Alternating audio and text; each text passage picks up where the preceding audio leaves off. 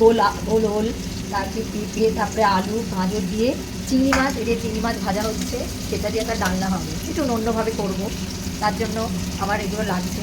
আমি প্রথমে দিলাম ফোড়নে, এই দেখুন একটা শুকনো লঙ্কা আর তেজপাতা আর হয়েছে এই জিরে, এই জিরে ফোড়ন দিয়ে দিলাম। বেশি যাতে না পড়ে সেই চেষ্টাটা করতে হবে। এটা একটা নতুন ব্লগ, আজকে আমার পাশে থাকবে। এবার এর মধ্যে দিয়ে দেবো পেঁয়াজ কুচোনো। আমি সব কিছু রেডি করে দেখাই যাতে ভিডিওটা একটু ছোটো হয়, কেননা অত পুরো দেখার লোকের সময় বা ধৈর্য কোনোটাই থাকে না। এবার নুন দিয়ে দিলাম যাতে পেঁয়াজটা নরম হয়। চিংড়ি মাছ হচ্ছে ভাজা হয়ে গেছে আমার, বেশি শক্ত করে চিংড়ি মাছ ভাজতে লাগে না। এটা টমেটো কুচি দিয়ে দিলাম, তার মধ্যে দেখিয়ে দিই আজকে বক ফুল এনেছি, বক ফুলের আমাদের বড়া হবে, বক ফুল ভাজবো। আর এটা পরে আপনাদের দেখাবো। এটা হয়েছে যে কুমড়োর যে বুকটা আছে, বুকটা আমি মোটা করে কেটে নিয়েছি, এটা দিয়ে একটা বড়া হবে, মানে পকোড়া। এই যে এটা পরে আপনাদের দেখাবো আরেকটা কোনো ভিডিওতে। আর হবে লোটে মাছ, সেটাও আমি পরে দেখিয়ে দেবো। এইগুলোকে সব আমি একটুখানি জলে ভাপিয়ে নিয়েছি, গরম জল সামান্য ভাপিয়ে নিয়েছি।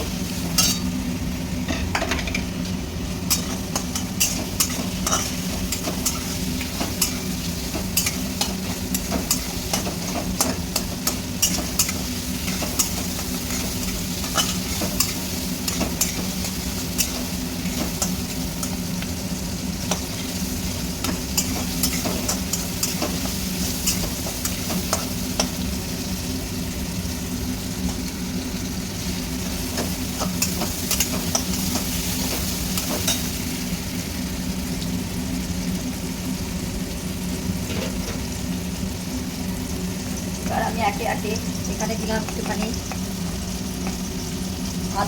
আদা বাটা,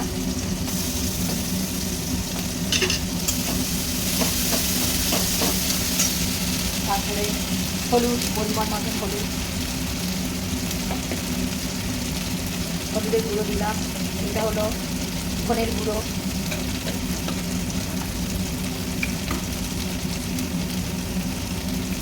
জিরের গুঁড়ো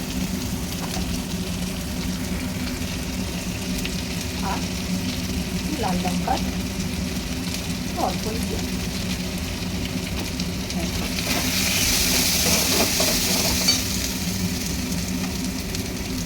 একটুখানি সামান্য জল দিলাম যাতে পুড়ে না দিই।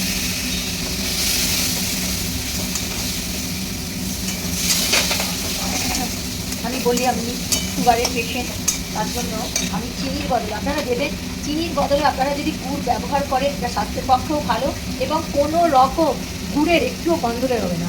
চিনির বদলে আমি একটু গুড় ইউজ করি, আখের গুড়। কোনো রকম আমার রান্নাতে কোনো রকম গুড়ের গন্ধ পাবেন না, টেস্ট একদম সমান হবে, এবং বলবো টেস্ট ভালোই, মানে চিনির থেকেও যেন ভালো হয়। যারা খায় তারা মনে আর কি। মশলাটা একটুখানি কষিয়ে নেব, ভালো করে মশলাটা কষিয়ে নিলাম।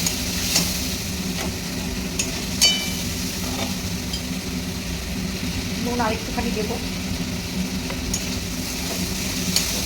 এইবার আমি এগুলো সব একসাথে ফেলে দিই, এটা ভাপানো ছিল গরম জলে, সব একসাথে ফেলে দিলাম।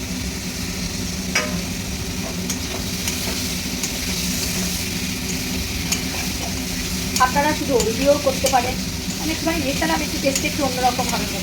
দেখুন রঙটা কেমন এসছে আমার, আপনারা দেখুন রঙটা সুন্দর রঙ এসছে। চিংড়ি মাছটা পরে দেবো, আর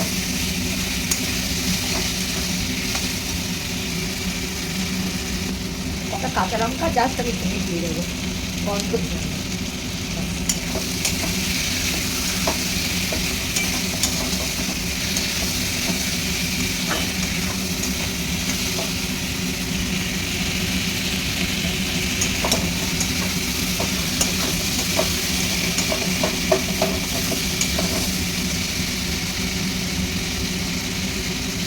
এবার আমি এতে জল দিয়ে দিলাম।